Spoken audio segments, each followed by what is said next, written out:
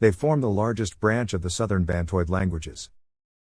The total number of Bantu languages ranges in the hundreds, depending on the definition of language versus dialect, and is estimated at between 440 and 680 distinct languages.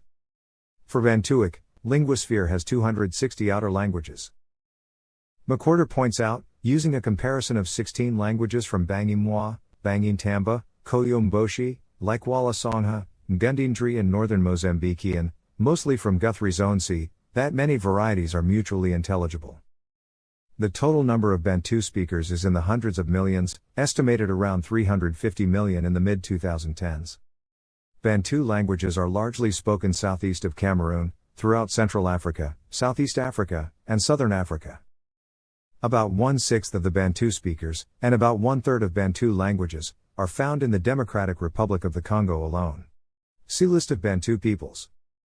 The Bantu language with the largest total number of speakers is Swahili, however, the majority of its speakers use it as a second language. Other major Bantu languages include Zulu with 12 million speakers and Shona with less than 10 million speakers. Ethnologue separates the largely mutually intelligible Kinyarwanda and Kirundi, which together have 20 million speakers.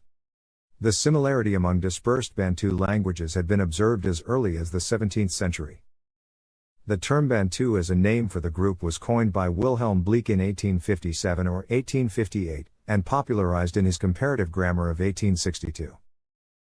He coined the term to represent the word for people in loosely reconstructed Proto-Bantu, from the plural noun class prefix ba categorizing people, and the root nt sum, any. There is no indigenous term for the group, as Bantu-speaking populations refer to themselves by their endonyms, but did not have a concept for the larger ethno-linguistic phylum. Bleek's coinage was inspired by the anthropological observation of groups frequently self-identifying as people or the true people. The term narrow Bantu, excluding those languages classified as Bantoid by Guthrie, was introduced in the 1960s. The prefix ba specifically refers to people. Endonymically, the term for cultural objects, including language, is formed with the key noun class, as in Kiswahili, isiZulu and Kiganda. In the 1980s, South African linguists suggested referring to these languages as Kintu. The word Kintu exists in some places, but it means thing, with no relation to the concept of language.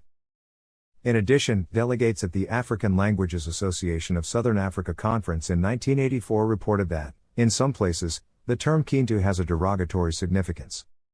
This is because Kintu refers to things and is used as a dehumanizing term for people who have lost their dignity. In addition, Kintu is a figure in some mythologies.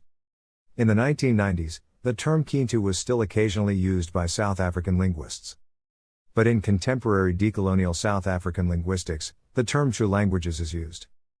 The Bantu languages descend from a common Proto-Bantu language, which is believed to have been spoken in what is now Cameroon and Central Africa. An estimated 2,500 to 3,000 years ago, speakers of the Proto-Bantu language began a series of migrations eastward and southward, carrying agriculture with them. This Bantu expansion came to dominate sub-Saharan Africa east of Cameroon, an area where Bantu peoples now constitute nearly the entire population. Some other sources estimate the Bantu expansion started closer to 3000 BC. The technical term Bantu, meaning human beings or simply people, was first used by Wilhelm Bleek, as the concept is reflected in many of the languages of this group. A common characteristic of Bantu languages is that they use words such as Muntu or Mutu for human being or, in simplistic terms, person, and the plural prefix for human nouns starting with mu in most languages is ba, thus giving Bantu for people. Bleek, and later Karl Meinhof, pursued extensive studies comparing the grammatical structures of Bantu languages. The approximate locations of the 16 Guthrie Bantu zones, including the addition of a Zone J around the Great Lakes. The Jarawan languages are spoken in Nigeria. The most widely used classification is an alphanumeric coding system developed by Malcolm Guthrie in his 1948 classification of the Bantu languages. It is mainly geographic. The term Narrow Bantu was coined by the Benue-Congo Working Group to distinguish Bantu as recognized by Guthrie, from the Bantoid languages not recognized as Bantu by Guthrie. In recent times, the distinctiveness of Narrow Bantu as opposed to the other Southern Bantoid languages has been called into doubt, but the term is still widely used. There is no true genealogical classification of the Bantu languages. Until recently, most attempted classifications only considered languages that happen to fall within traditional narrow Bantu, but there seems to be a continuum with the related languages of South Bantoid. At a broader level, the family is commonly split in two depending on the reflexes of Proto-Bantu tone patterns. Many Bantuists group together parts of zones A through D as Northwest Bantu or Forest Bantu. And the remainder is Central Bantu or Savannah Bantu. The two groups have been described as having mirror image tone systems, where Northwest Bantu has a high tone and a cognate, Central Bantu languages generally have a low tone, and vice versa. Northwest Bantu is more divergent internally than Central Bantu, and perhaps less conservative due to contact with non-Bantu Niger-Congo languages. Central Bantu is likely the innovative line cladistically. Northwest Bantu is clearly not a coherent family, but even for Central Bantu the evidence is lexical, with little evidence that it is a historically valid group. Another attempt at a detailed genetic classification to replace the Guthrie system is the 1999 Tervuren proposal of Baston, Coupé, and Mann. However, it relies on lexicostatistics, which, because of its reliance on overall similarity rather than shared innovations, may predict spurious groups of conservative languages that are not closely related.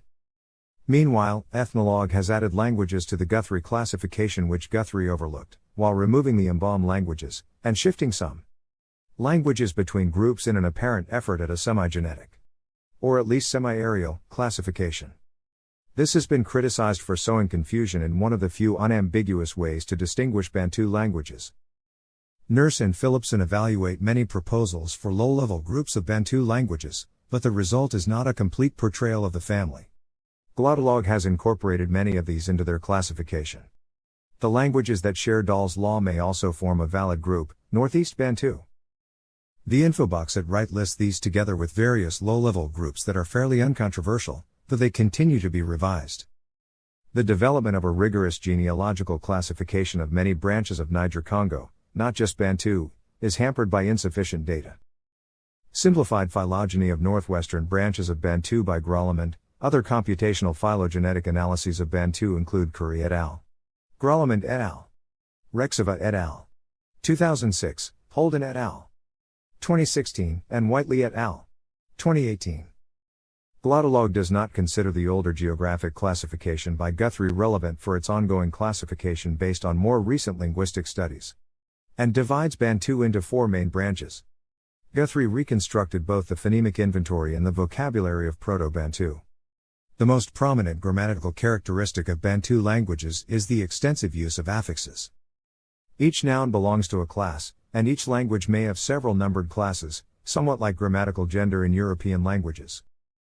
The class is indicated by a prefix that is part of the noun, as well as agreement markers on verb and qualificative roots connected with the noun. Plural is indicated by a change of class, with a resulting change of prefix. All Bantu languages are agglutinative.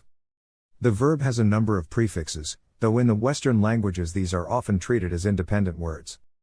In Swahili, for example, Kitoto Kidogo Kimekisoma means the small child has read it, a book. Kitoto child governs the adjective prefix key and the verb subject prefix key. Then comes perfect tense me and an object marker key agreeing with implicit kitabu book. Pluralizing to children gives Vitoto Vidogo Vimikisoma, and pluralizing to books gives Vitoto Vidogo Vimivisoma. Bantu words are typically made up of open syllables of the type CV, with most languages having syllables exclusively of this type. The Bushong language recorded by Van Sina, however, has final consonants, while slurring of the final syllable is reported as common among the Tonga of Malawi. The morphological shape of Bantu words is typically CV, VCV, CVCV, VCVCV, etc. Semicolon, that is, any combination of CV. In other words, a strong claim for this language family is that almost all words end in a vowel, precisely because closed syllables are not permissible in most of the documented languages, as far as is understood. This tendency to avoid consonant clusters in some positions is important when words are imported from English or other non-Bantu languages. An example from Chewa, the word school, borrowed from English, and then transformed to fit the sound patterns of this language, is sukulu. That is, sk has been broken up by inserting an epenthetic u has also been added at the end of the word. Another example is bulidi for bread. Similar effects are seen in loanwords for other non-African CV languages like Japanese. However, a clustering of sounds at the beginning of a syllable can be readily observed in such languages as Shona and the Makua languages. With few exceptions, such as Kiswahili and Ruturo, Bantu languages are tonal and have 2 to 4 register tones. Reduplication is a common morphological phenomenon in Bantu languages and is usually used to indicate frequency or intensity of the action signaled by the verb stem. Well-known words and names that have reduplication include: repetition emphasizes the repeated word in the context that it is used. For instance, Mwenda pol hajikwai, while pol pol neo mwendo has to emphasize the consistency of slowness of the pace. The meaning of the former in translation is, he who goes slowly doesn't trip, and that of the latter is, a slow but steady pace wins the race. Haraka would mean hurrying just for the sake of hurrying, reckless hurry, as in you. Haraka, come here. Hurry. In contrast, there are some words in some of the languages in which reduplication has the opposite meaning. It usually denotes short durations and or lower intensity of the action and also means a few repetitions or a little bit more.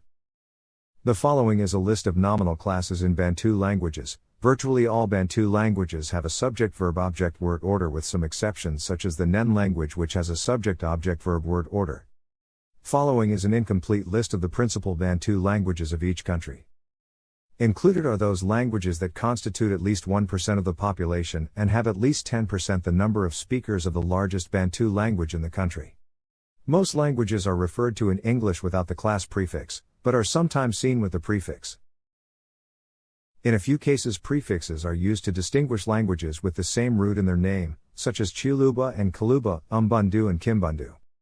The prefixless form typically does not occur in the language itself, but is the basis for other words based on the ethnicity. So, in the country of Botswana the people are the Botswana, one person is a Motswana, and the language is Setswana, and in Uganda, centered on the kingdom of Buganda, the dominant ethnicity are the Baganda, whose language is Luganda.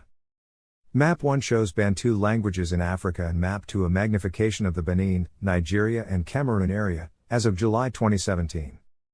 Localization of the Niger-Congo languages. A case has been made out for borrowings of many place names and even misremembered rhymes, chiefly from one of the Luba varieties, in the USA.